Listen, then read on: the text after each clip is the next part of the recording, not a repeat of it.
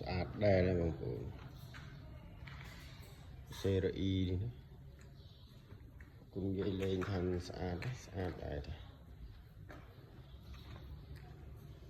rồi đã xin vô một cù đi đó kẹp rất là sạch kẹp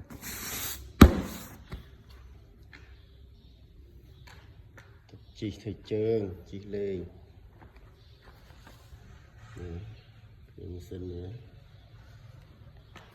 không dây lấy sạch xin non đây đó thừa tuần rồi chứ nữa tuần thừa rồi chứ nhẹ sạch cảm tiền mê rồi nhé êm này cả gần cái vải của mình